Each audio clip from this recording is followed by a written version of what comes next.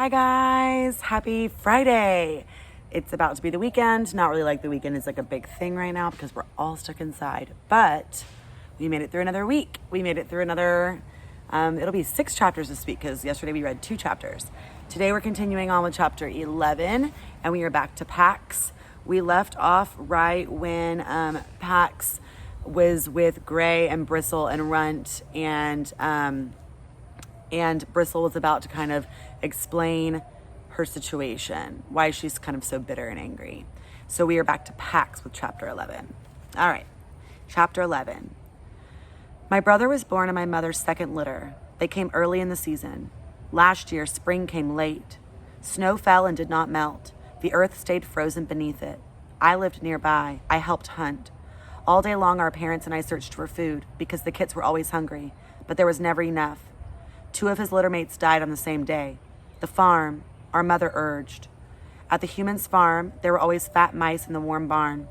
At the human's farm, there were eggs in the chicken coop. Our father would not risk it. When her 3rd kit grew too weak to stand, our mother defied him. Runt raised his head and gave Bristle a pleading look. Bristle ignored it. She led the strongest of her new kits, my sister, and me to the human's farm. Runt edged closer and pressed his nose into Pax's shoulder. Instantly, the vixen lashed at his cheek, although Pax noted she did not use her claws. Runt dropped to the ground. The ground around the barn was cleared of snow by many footprints, animals as well as humans. The air was rich with the smell of rodents. Our mother headed for a gap in the wooden boards near the base, with us a few tail lengths behind. Just before she reached it,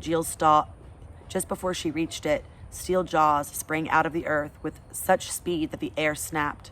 Our mother screamed. The clamp held her front leg. The more she thrashed, the deeper the metal cut. She began biting at her leg to free it. Every time we tried to come near, she ordered us to go away. Our father appeared. He had followed our tracks. He chased my sister and me back into the brush and ordered us to stay there. Then he set to helping our mother. The scene she conveyed was of 2 foxes, bonded by both an old love and a new fear. The fear so terrible that their eyes rolled back in their sockets, so vivid that Pax could smell its sharp scent.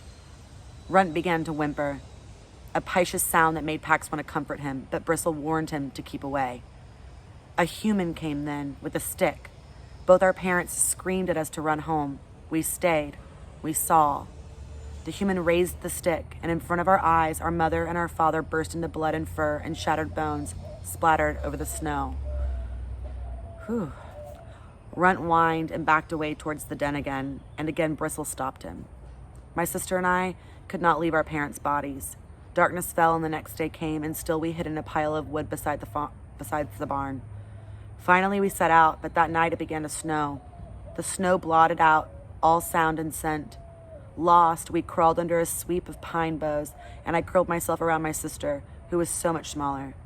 In the morning, she died. When the snow stopped, I saw that we had sheltered beneath the great pine at the top of our ridge. We had been within sight of home. The image she shared then, her sister's frozen corpse at the base of the mighty pine, seemed to exhaust her. Why do we have no family, brother? Runt turned to Pax. Because of the humans, we have no family. Bristle turned her golden eyes on Pax, inviting a challenge. If he could have, he would have made her know every kindness of every day with his boy. But the hatred she had for humans was deep and fair. Instead, he offered his cheek in sympathy. Bristle turned away and ordered her brother into the den.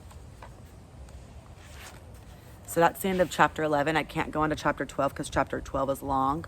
But man, that was a really sad chapter. So now we understand Bristle's feelings about humans and why she has them about the humans.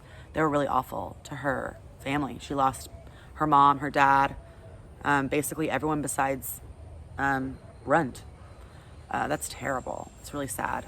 I like how Ian is getting really passionate in the comments. He does not like the way that humans treat animals, and I agree. There was no need for them to kill those parents. Man, that was a sad chapter, guys. So we will continue on Monday with chapter 12. It'll be Peter's chapter. We will get to see what Vola meant when she said she would help him on 3 conditions. Chapter 12 will be a really intense chapter as well, I believe. I actually predict the rest of this book is going to be really intense. We're almost halfway through, which is crazy. Yeah, please leave your predictions in the comment section below. Tell me what you think Vola's 3 conditions might be. Yeah, and what do you think is going to happen with Pax and these other foxes that he's with right now? How long do you think that relationship is going to work? I miss you guys. I love you. Have a great weekend. I will be back on Monday. Take care, wash your hands, be safe, stay out of the rain. It's supposed to rain today. It looks really dark outside right now. So just kind of cozy up inside, read a book. Don't read this one, but read a book. That's what I'm about to go do. I'm about to go finish my huge book that I'm reading right now. Parents, if you are into reading, I definitely recommend Firefly Lane. It's so, so, so good. But yeah, I love you guys. I'll see you on Monday. Mwah. Bye.